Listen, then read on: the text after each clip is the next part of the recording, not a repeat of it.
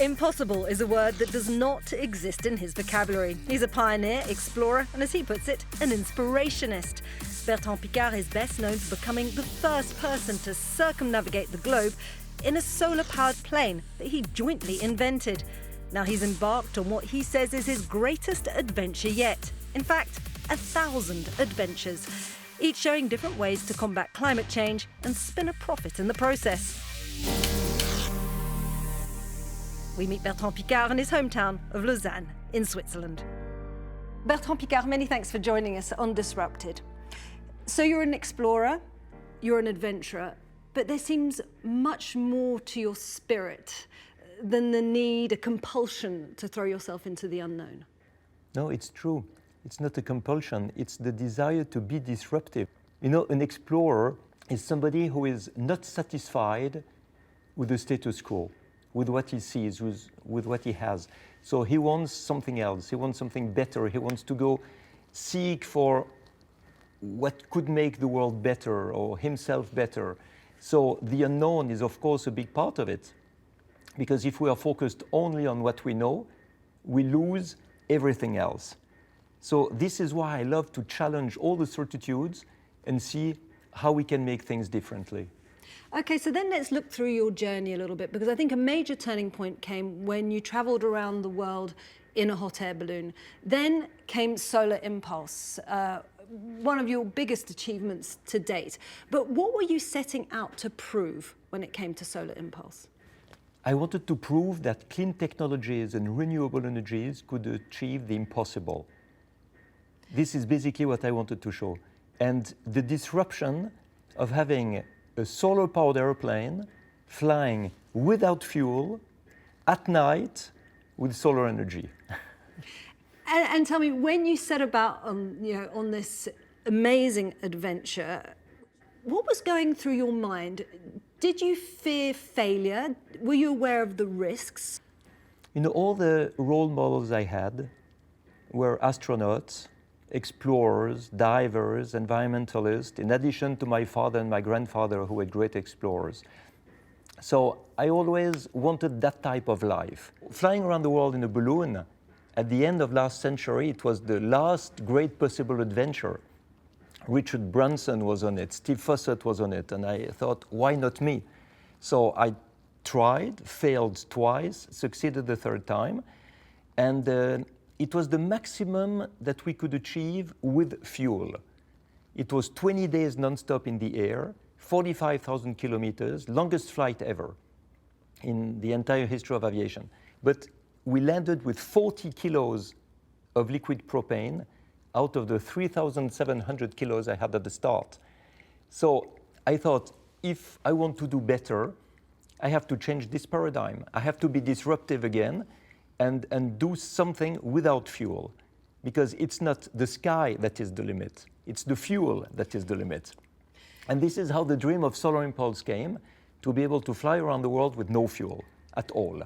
And the only possible energy for that at the time was solar energy. So if we look at the aviation industry now, it's being forced to reinvent itself, not only because of COVID, but because of this environmental pressure. The commercial airline industry is hugely polluting. But do you think the solution will be hydrogen? Do you think it will be electric? Do you think it's a possibility that it could be solar? Solar needs a big disruption if you want to fly passengers for long haul, because Solar Impulse was 72-meter wingspan, flying 45 kilometers an hour with only one person on board. And this is how we had enough energy from the sun to be able to fly. Not very practical for 200 passengers. If you want to make commercial flights today, it's going to be hybrid airplanes, it's going to be hydrogen, maybe for small airplanes it's going to be batteries. But solar can just be a little additional energy. But you know, on an Airbus 380, I think if all the wings were covered with solar cells, it would only give the energy for the entertainment on board, so not for the engines. Okay, so if we look at the industry now, it's obviously on its knees because of COVID-19. Do you think when the airline industry re-emerges, do you think it will inevitably be fossil fuel heavy to begin with, at least because of the financial pressures it's found itself in? Or could this be the moment where it immediately reinvents itself? No, it's the moment where the commitment is made.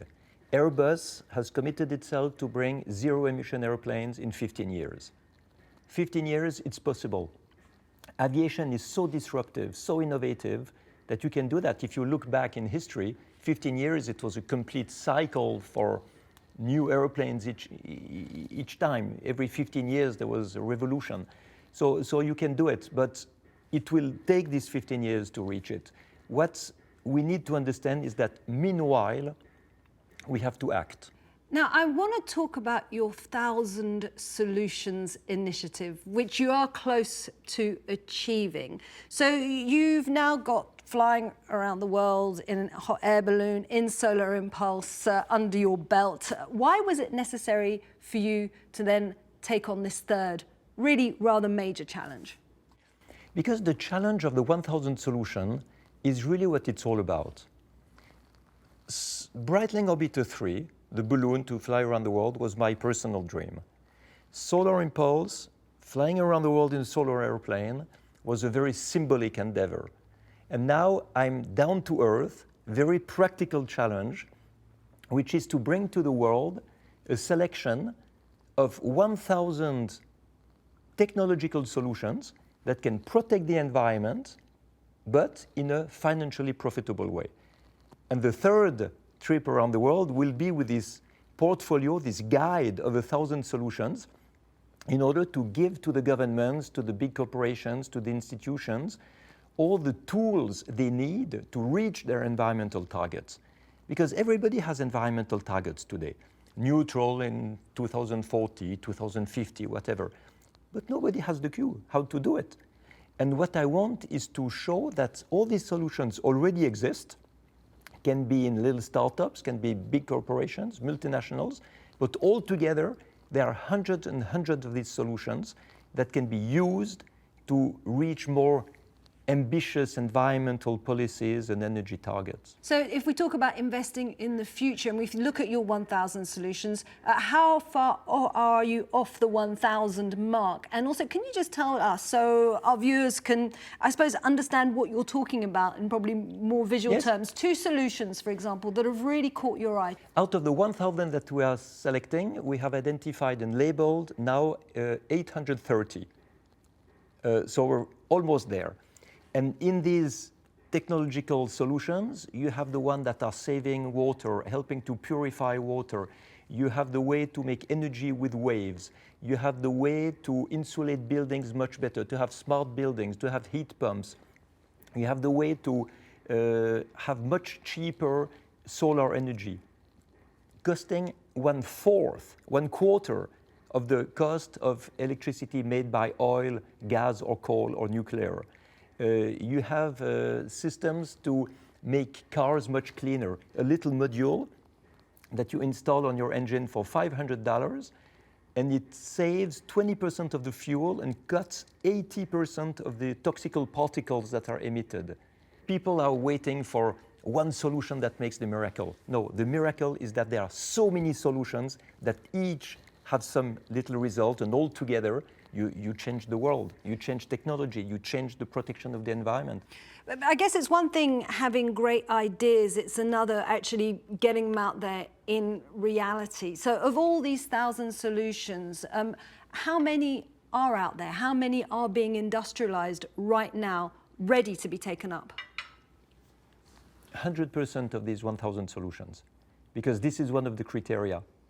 We don't want to put the label of the Solar Impulse Foundation on the vague idea of a so-called genius inventor that will do something in 50 years. No, all the solutions we have labeled are solutions that are either already on the market or ready to go on the market, which are clearly profitable for the industry, that are clearly creating jobs, and that are also protecting the environment. If the 3 criteria are met, then our group of experts is giving the label. What about in terms of return on investment then? If we look at traditional investments, how do these compare? The same or better. We take a return on investment that is sometimes 6 months, maximum 5 years. But when you have money that has now negative interest rate, it's perfect.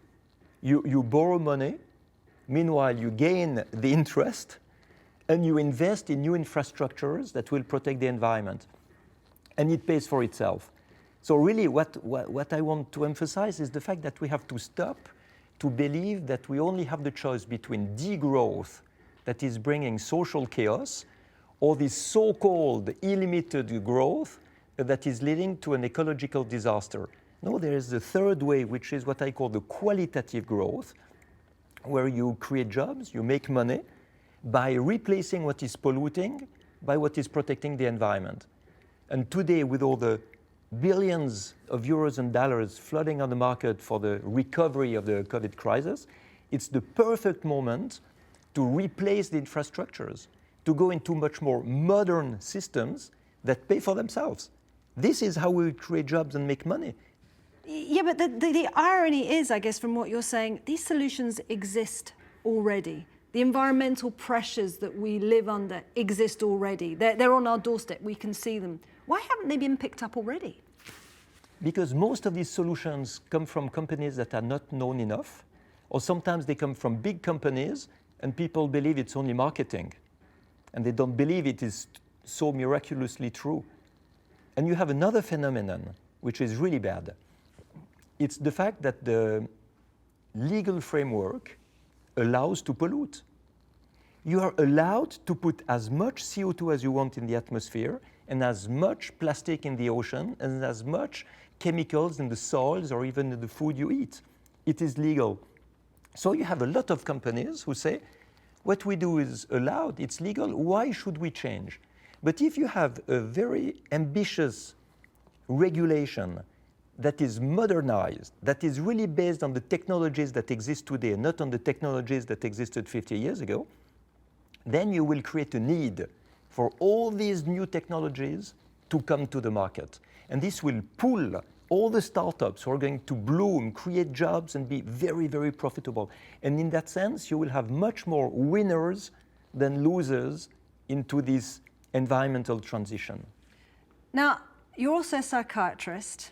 And given everything you've been saying to me, I'm going to ask you to go on the psychiatrist's couch, because I imagine that when you have gone around the world, when you have looked at these 1,000 solutions, it does actually lend time for introspection of looking at what human nature is. What have you learned about yourself during this voyage that you've embarked upon? I learned to be perseverant because I was very impatient in the past when I was younger. And Solar Impulse was 3 times longer than I thought and 5 times more expensive. So I had to really work it hard to succeed. I learned that you should never be afraid to fail. Otherwise, you don't try anything. And you have to also learn, and this is one thing that was very new for me, the impossible is not in the reality. The impossible is in the mindset of the people who imagine that the future will be an extrapolation of the past, which is wrong. The future is always disruptive. So you need to be disruptive in order to match with the future.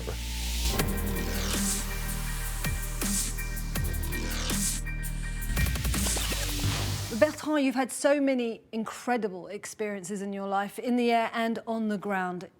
If you had advice for people watching this program, what would it be?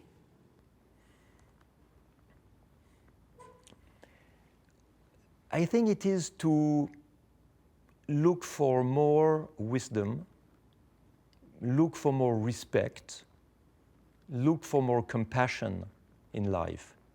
Because whatever we do, we can have respect, we can have compassion, we can have wisdom. And I think these are values that we really have to implement into everything we do, and more than that, in everything we are. Bertrand Piccard, many thanks. With pleasure, Isabelle. That was a fantastic conversation. I really enjoyed it.